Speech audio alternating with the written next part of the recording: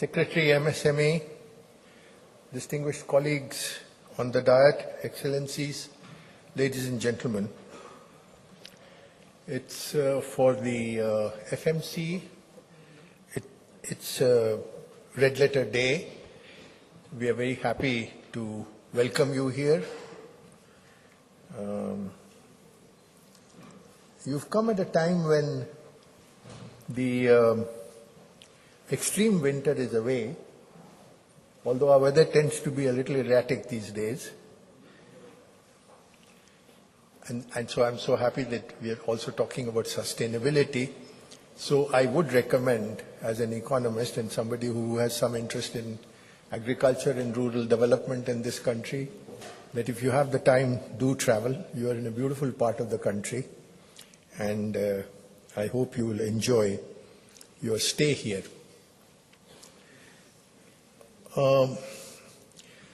Clusters are very well known, and when I was asked to speak on recent trends and problems, one has to do some thinking. I thought that instead of talking about it in a kind of general way, I would speak more on clusters which are based on inherited skills. I'd done some work with the European Union many decades ago, and as you know, some of this concept of clustering goes back to the work of Michael Piore and the whole concept of industrial districts. In India, such districts are based, by and large, when they are based on skills, apart from the engineering sector and now some of the newer skill-based industries, based on inherited artisan skills. And so, the concept of a cluster becomes somewhat different from what it was many decades ago. When I was in the Planning Commission, Secretary Saab, as you know, we used to plan out small industry in terms of linkages with large industry.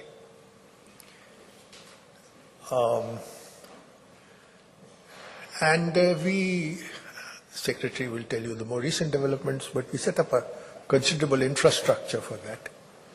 We had parastatal organizations to help in technology. We had parastatal organizations to help in finance and in training. And yet, when we looked at it somewhat carefully, and these were studies which were done outside the government, although they were sponsored by the Planning Commission and others, we found that, in fact, small industry in clusters was not growing the way we thought it would grow. It was growing differentially. And you have this famous case of diamond polishing. My permanent job is in Gujarat, although I've spent about half my career in Delhi. And diamond polishing, about 40 years ago, was a skill industry.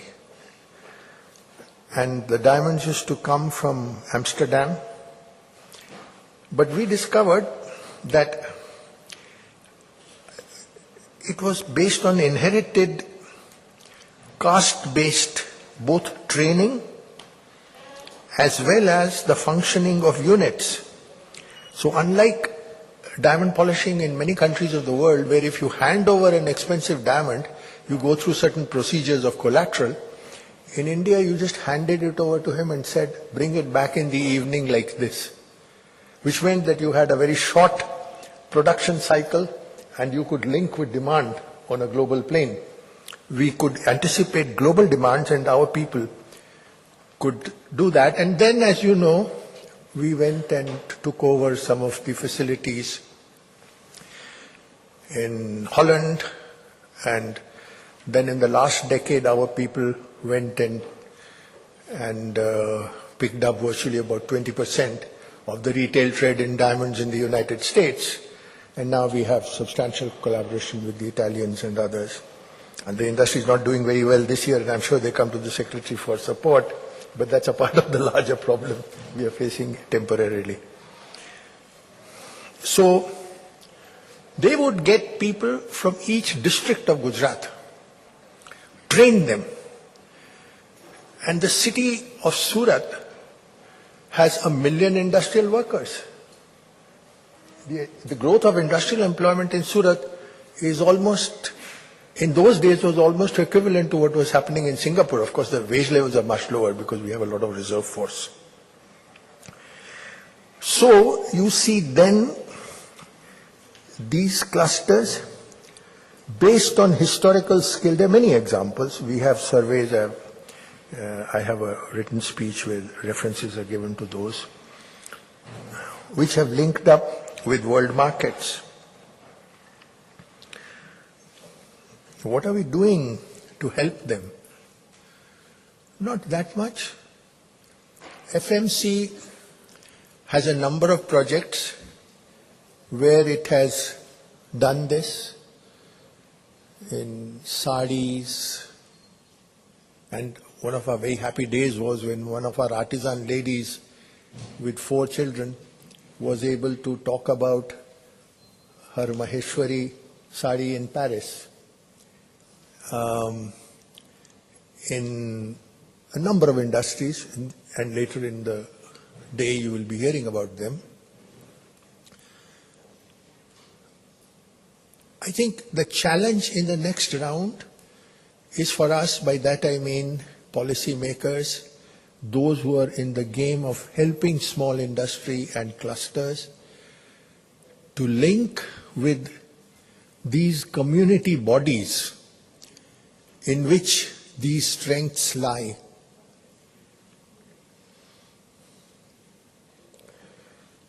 And not just the production part, but the distribution part, the input purchase part, the processing part, and of course, more important, marketing. And even in markets, many of these clusters link with global networks, which are community-based. Interestingly enough, the institute in which I work in Ahmedabad has done studies of a number of such industries, and technologically they are very savvy. And as Peore said, the neo-Fordist revolution meant the descaling of technology. So you see computer-aided diamond polishing, you see a lot of technological advancement that is taking place. And there, I think we all have a role to play, provided we can link in with that. Secretary Sahab, for some reason, these things need initial support. I think we should push them towards becoming self-reliant, but they need initial support, and that only the state can provide. And I know as an economist that we have financial problems, but I would recommend priority to that. There's also a lot of intense competition within the cluster. And you can be a worker and then you can become an owner. And there is that flexibility. You can hire 2 or 3 people and then sometimes you become a worker. So again, helping them is a complex job. And as I said, they have community and caste-based training setups. The diamond polishers in Gujarat also train young ladies. And some of them, they pick up enough money so that then they can afford their dowry and get married where they want to. It's terrible, I mean, to speak in these terms. And, socially we have to change all of this. But as long as it is there, You empower a young girl, that's, I think, is a good thing. And then, as I said, they get into global strategic partnerships and acquisitions. Our technology institutes, the ones that are run by the state, I have been the Minister for Science and Technology, not that many of them relate. The one instance I know is the Leather Institute in Tamil Nadu, where Ramaswamy, who is a colleague of the Secretary now, is Secretary of Science and Technology, was able to organize the leather-based clusters almost within a year to meet very stringent EEC norms when they were put on the environmental side. And that meant a lot of organization because the leather-based fellows are small, they're spread all over India, and many of them are poor, and he did it. So there are examples, and I think we need to study those examples so that we can learn the ways of helping them. So what are some of the big issues that I see? Institutional reform with a local area focus, not just the big reform at Delhi, I'm talking of India. Improved capital markets, banking systems, a better concept of collateral. Now that's very difficult because bankers, fortunately for all of us, otherwise our bank accounts would be in danger, are very conservative people. And yet we need to do something about this. Then collateral for these community projects, which maybe in India might have a caste origin or might have some other origin. Lending through the development cycle, not just lending initially.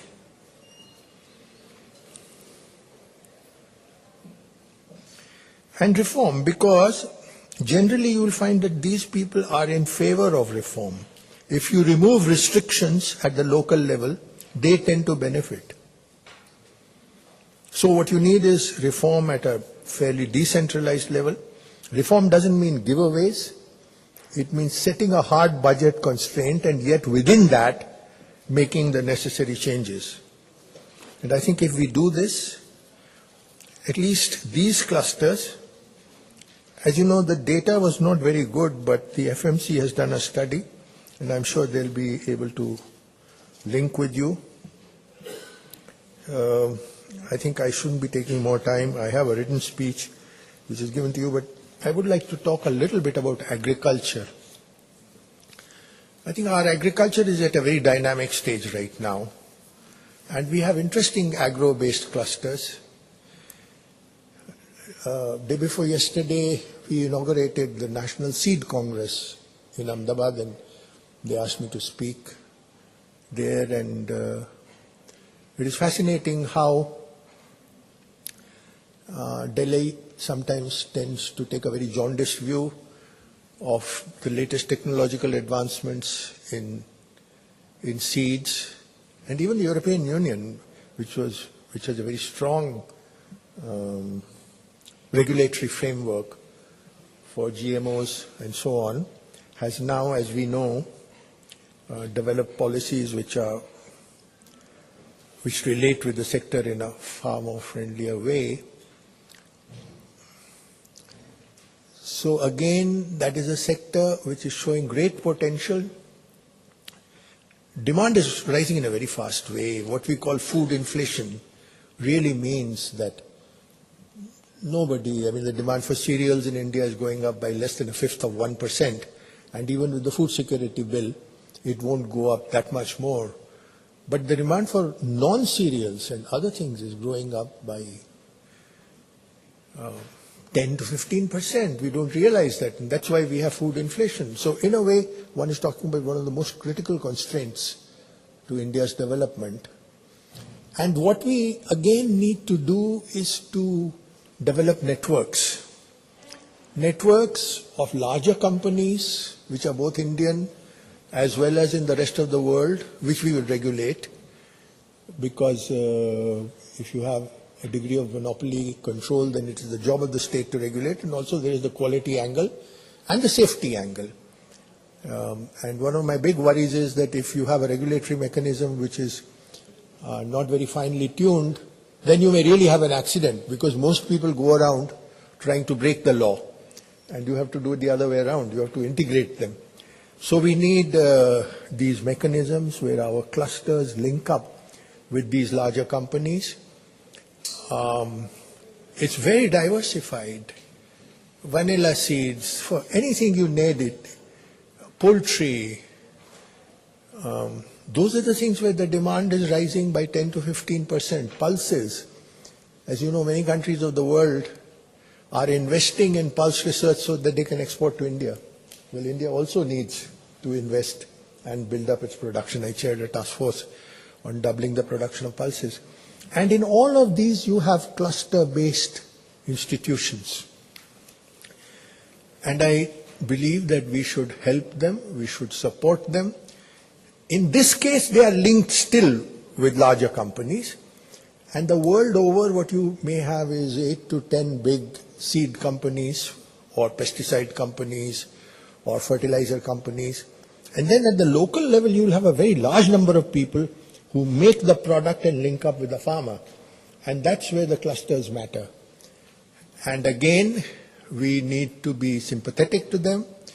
What happened in the Brinjal case, I mean, the then Minister for Environment, Jairam Ramesh, is a personal friend of mine, and I took an openly critical position of him, was a mistake. I think we recognize that. Our Prime Minister has said so a few days ago. And second is that we need to support, again, this fast expanding sector rather than just concentrate on rice and wheat. And that's a very complex sector because it gets into spices, it gets into fodder, it gets into vegetables, fruits, and so on. So with these words, more of a general kind, I mean, what do you expect when you call a professor to say the first few words? I thank you. You are all beautiful people. You've come to our country, which is a great compliment to us. I thank you for listening to me with so much of patience. We look forward to your work, and I'm sure I can speak on behalf of our policymakers that if there are good proposals, we will most certainly take them up seriously. And please help us. The FMC has been supported by you in the past, and that's how it has grown into a very viable organization. I'm now handing over the chair to a successor whom we are finding out, and I request you that this young organization, which has some very dynamic people, needs all your support. Thank you very much. Jai Hind.